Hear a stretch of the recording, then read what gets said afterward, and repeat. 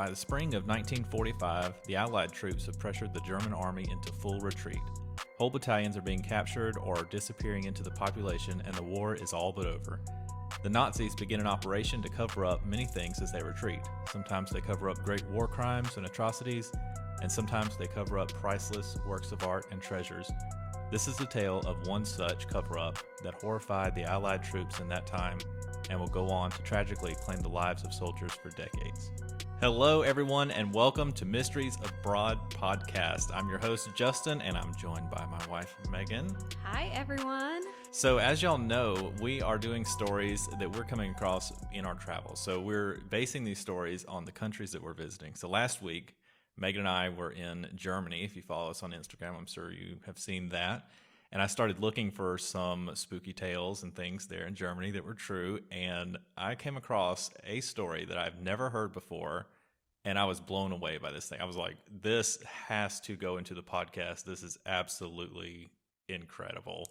I've never heard this story before. And, I love true crime. I love spooky stories. I listen to podcasts. I watch TV shows. And somehow in my 32 years of life, I've never heard this one. And I'm glad to hear that, because I actually am specifically looking for stories that are kind of little known stories, things that aren't really getting out there in mainstream media. And I want stories that are going to be new for people and new and exciting, I guess. Yeah. And let me also throw in that I don't know the majority of this story. Justin was just like, have you heard this one before? Kind of ran it across me real quick.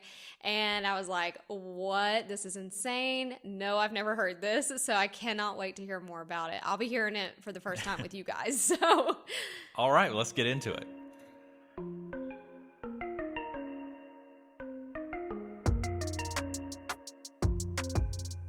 On April 10, 1945, the Allies rolled into Hanover, Germany, and subsequently began to occupy the surrounding towns.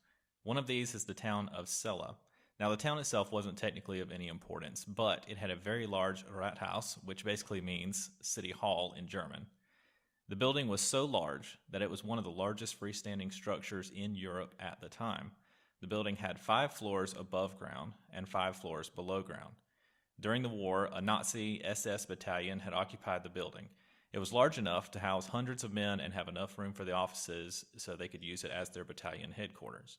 Now, in case you haven't heard of the Nazi SS, they were basically some of the worst when it comes to the Nazi troops.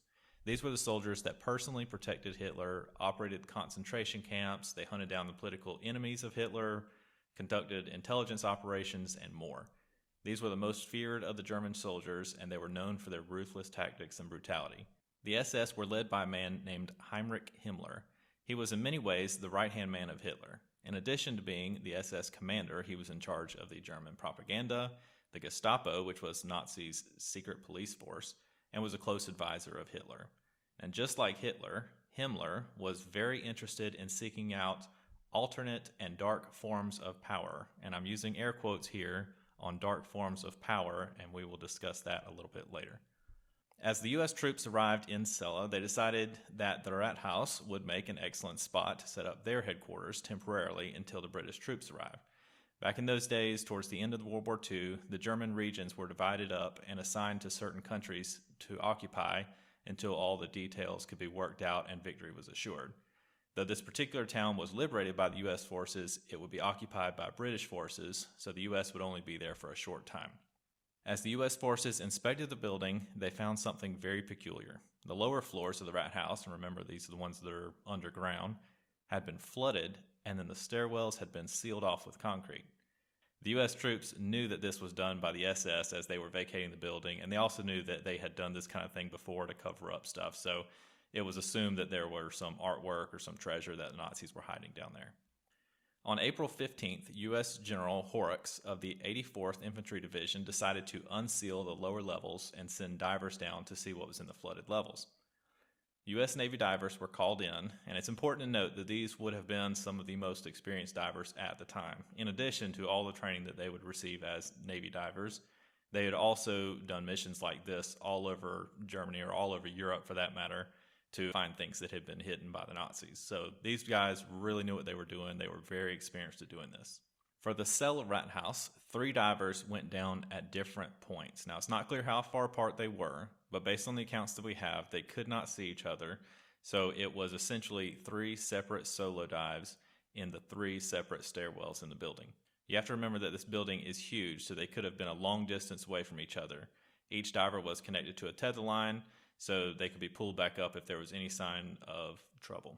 So we don't know how close or how far away they were from each other? No, because they were each in, I don't know how long the building was, and they were all in different stairwells. Okay. So they were, the stairwells weren't next to each other. They were spread out a good ways. Okay.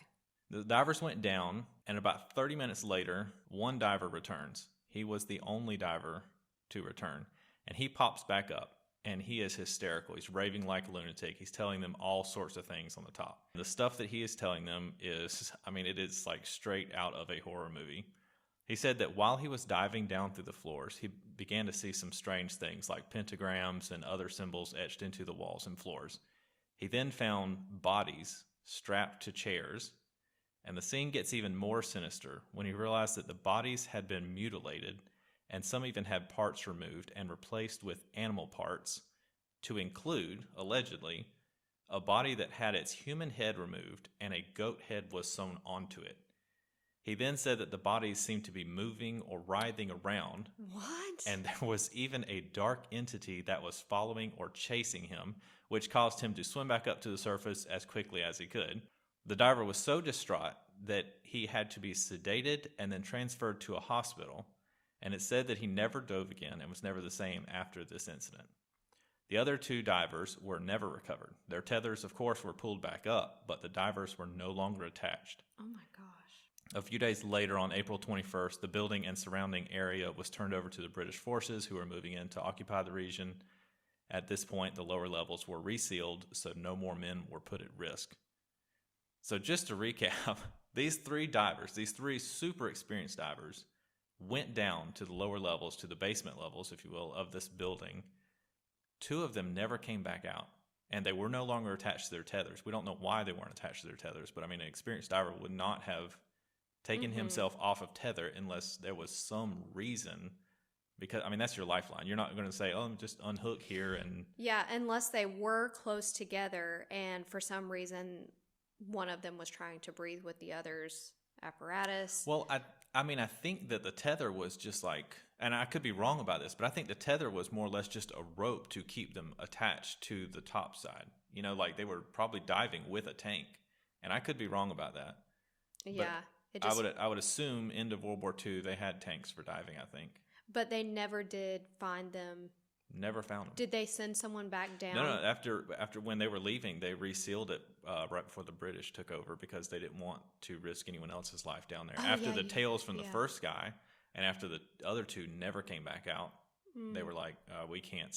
This is 3 Navy divers that have gone down. We're not sending any more down. That's so interesting. It's crazy. I do wonder what they would have found if they had sent someone else back down there, if they could find the bodies. I do have a question about the guy who did come back up. Yeah. Could that have been, what do you call it, where divers get drunk, nitrogen narcosis? Yeah, so that does occur. And for those that don't know, and I don't know all about it, but basically nitrogen narcosis is where something occurs in divers' bodies in certain situations where the gases in your body kind of become toxic. And so it'll cause you to see things, you'll hallucinate, you will do things that you would not normally do. It's a very dangerous thing for a diver to find himself in. It can obviously happen to any diver, and it's hard to believe that a super experienced Navy diver would find themselves in that situation, but it could theoretically happen. However, to say that all 3 divers that went down that same day in that same building had nitrogen narcosis happen to them, that would be like 1 in a million. It would be absolutely crazy for them to all get that. And if that one diver that did come back out, if he had nitrogen narcosis, he would have come out of that. He would have been treated and would have come out of that. But it's clear he was very bothered by this for the rest of his life. They said he never dove again. And so that doesn't seem like it was just a one-off incident where he was hallucinating. Yeah. And he was really in it. If he was a Navy diver, I would think that he's experienced nitrogen narcosis before in some way. And Or had training on it or something. yeah. And so maybe he would have known if that's what it was and it wouldn't have bothered him so much. But the fact that he never dove again is really weird. Yeah, that's really crazy. And so he said he saw those bodies down there.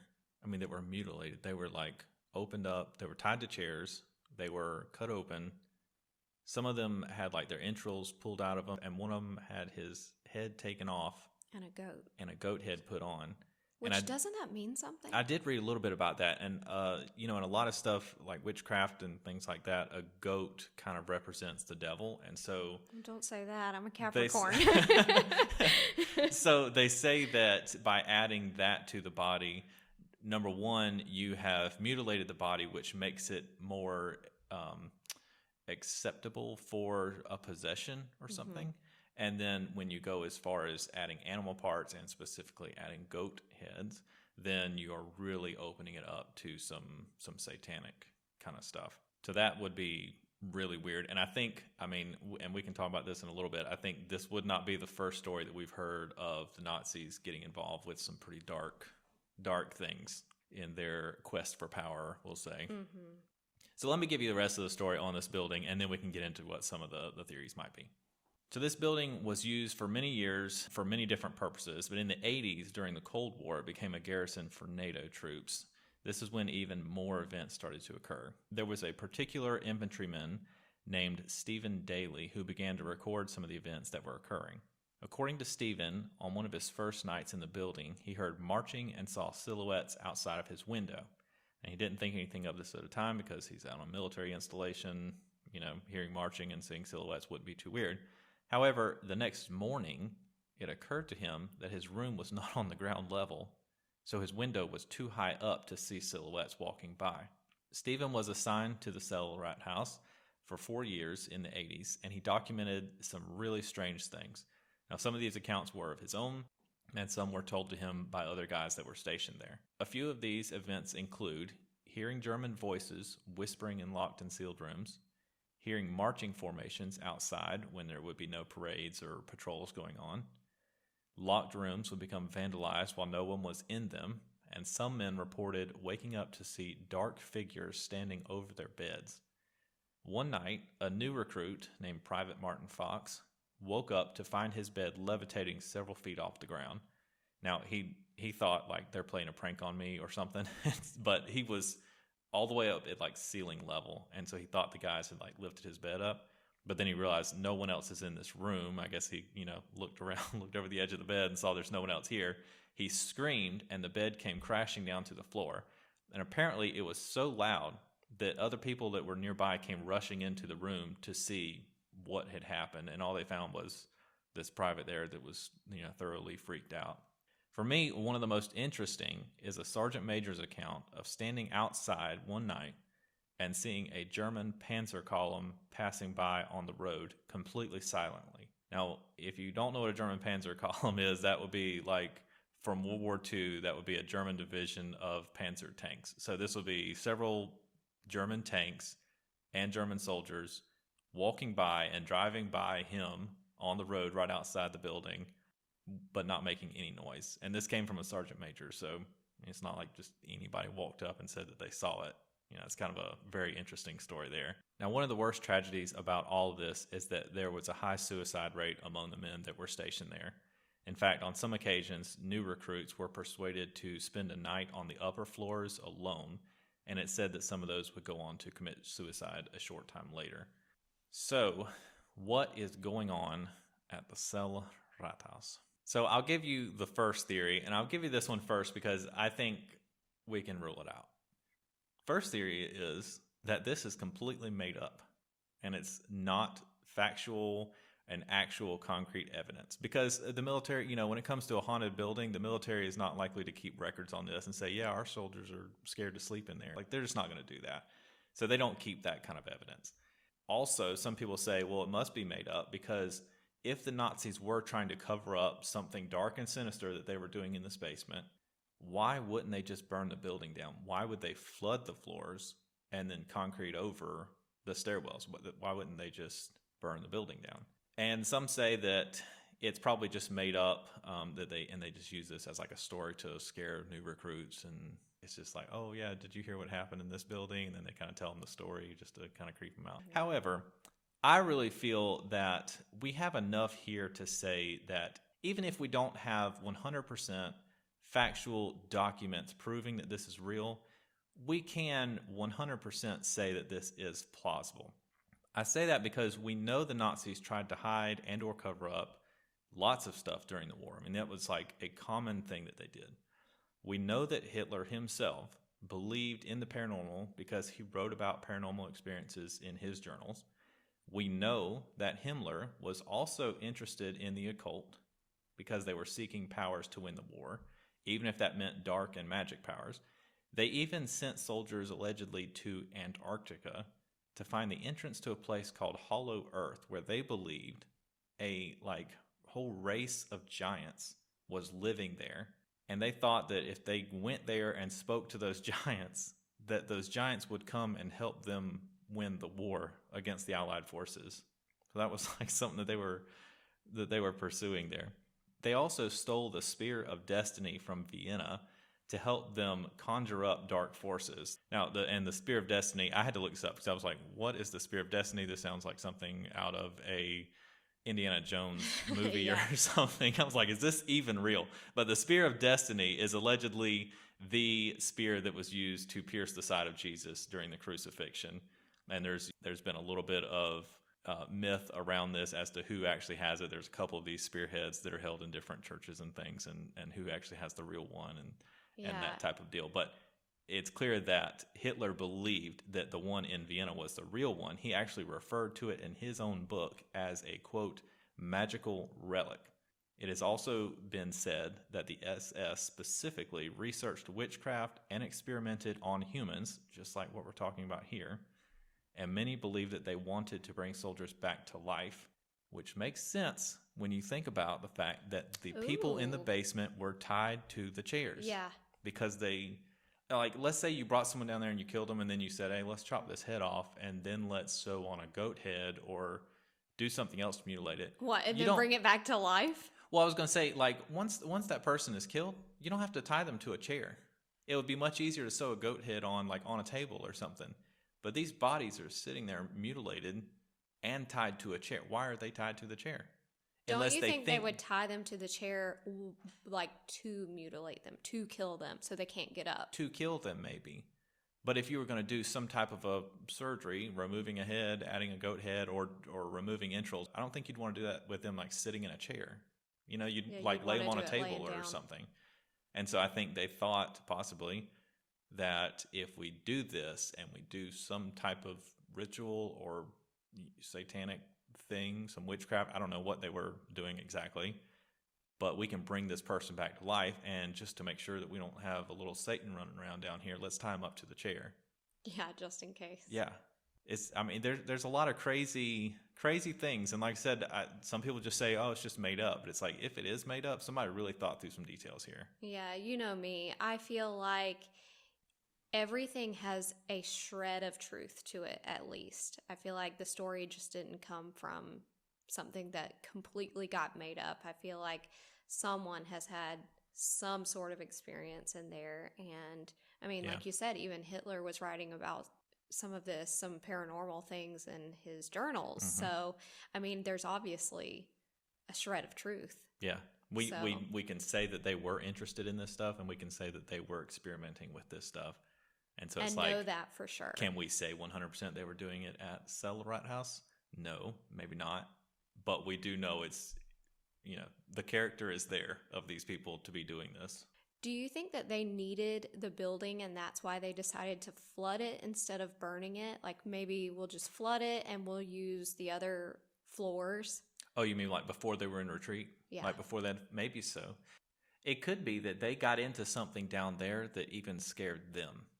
Yeah. And so they were like, let's just flood it and seal it off, almost like, I guess like they're quarantining whatever was downstairs. Like, we can't just give up this building because we're getting creeped out in the basement. Mm-hmm. But if we just really seal it off, we quarantine whatever we have opened up or done down there. And use the other and floors. we can continue to use the other floors. So maybe it wasn't sealed during their retreat. Maybe it was sealed long before they retreated, but it was just after they had found some really spooky stuff down there. Okay. What's your next theory?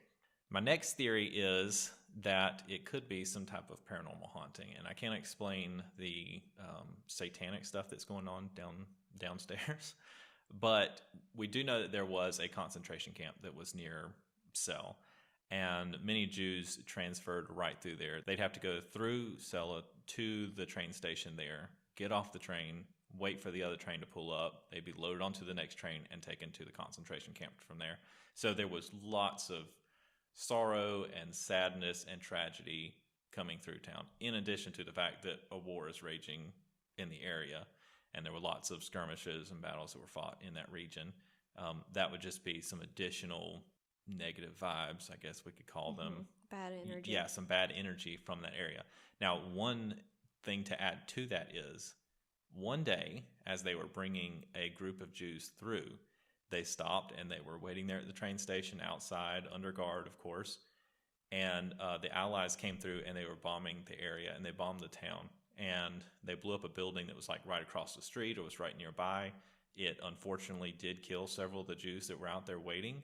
And a lot of the other ones decided to use this bombing as an opportunity to run and try to escape, and they took off. Now, a lot of those were just gunned down right there in the streets. It was like dozens and dozens. The rest of them were hunted down in the woods all around the town, and they were killed nearby. So lots of bloodshed, lots of tragedy, lots of grief, lots of negative energy is just surrounding this town. Again, the people that are running those concentration camps, the people that are going out there and hunting down the Jews and bringing them in, those are the Nazi SS. Those are the people that are sleeping in this building every night. They're hatching their plans here in their offices every day in that building. No doubt they're probably bringing some of those Jews down into the basement to torture them, try to get information. I mean, these are some bad guys that are staying in this building. There's a lot of evil negativity there. Yeah, and even bringing negative energy back with them. Yeah. Like we've actually talked about before with your experience at the fire station. Justin used to be a firefighter for how many years? Over 10 years, 11, 12 years. And he's had some paranormal experiences there. Maybe we'll get into those one day. Yeah.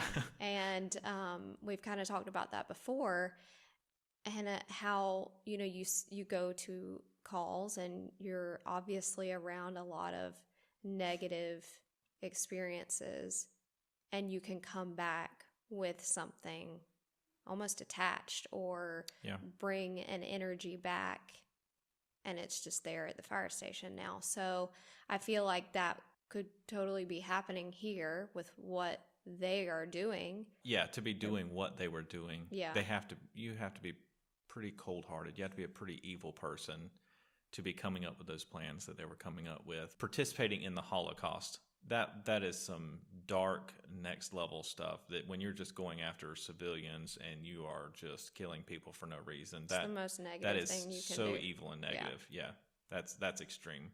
So for me personally, I have a hard time believing in ghosts, like in the traditional sense. Like people think about like some guy just died and he's just made it his mission to bring haunt a message. These halls and and throw books off the shelf. I have a hard time believing that. However, I do think that a building or a location or whatever can absorb energies, negative energies and good energies, and then sort of emit that back again. And it's kind of like, for people, some people, like you've probably heard about like the fluorescent lights, in the ballast in the fluorescent light, the old fluorescent tube lights.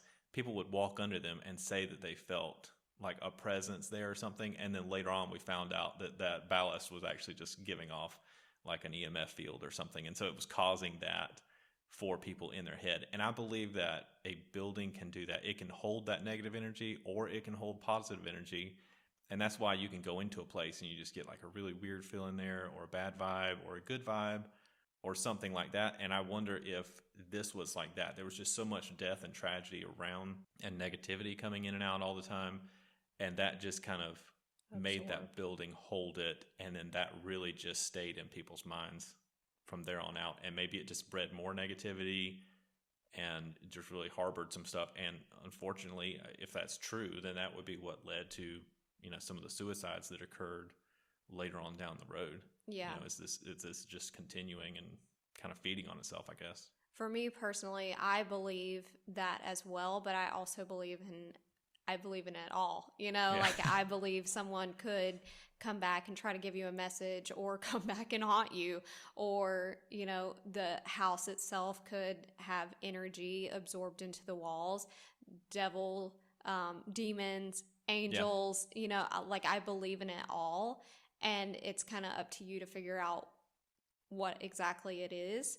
I kind of have a theory that I feel like maybe they opened up some sort of portal, opened up something they shouldn't have in the basement. Like satanic kind of portal stuff? Yeah. Yeah. And honestly, I'm kind of having flashbacks of like everything we've seen and watched about Rasputin and all the devil Russia. worship that he had, and trying to gain power in that way. Like, it almost makes me wonder if like Hitler took inspiration from that. Could have. Wow. And it just makes me wonder if he kind of opened up some doors, some evil doors that, he was trying to gain power, but this is very negative. This is of the devil. And so I feel like you can definitely open up things that you don't want to. And things just probably didn't go his way. Yeah, and I do believe that as well. Like I said, I have a hard time believing in like regular ghosts just haunting the halls, but I do believe that if they are brought out, if they are allowed in, then you can have demonic influence in a place. I think you can't go through life saying that you believe in angels, but yet you don't believe that demons are around. And I think that as most people, we would say, oh, well, I don't dwell in that. I'm a positive person, or I'm a Christian, or I'm whatever, and so I'm protected from these demons. And I think that is partly true, but I think that some people can really open it up, and some places can be opened up to allow that negative or satanic influence in. If that had happened here in this building, then I do feel like they could have some type of demonic influence or possession within the building, where they're allowed to kind of be out and about, I guess, in a weird way. And maybe that would explain some of the dark figures standing over beds. That would explain the things going on down in the basement, all sorts of stuff. Now, that doesn't necessarily explain a German Panzer Division walking by on the road, but it might explain some of the really dark stuff that was happening. Well, that's just in the building. energy from the outside. I mean, Gettysburg is extremely haunted. Yeah, just that's the true. field itself. So, I think that's totally. I think it's a separate thing, to be honest. But I think what happened in the basement is demonic, and I think that I really wish we had more information on the divers, to be honest, because me too. we don't have any information about like even their names. I We was don't know just their fixing names. to say I don't even have their names.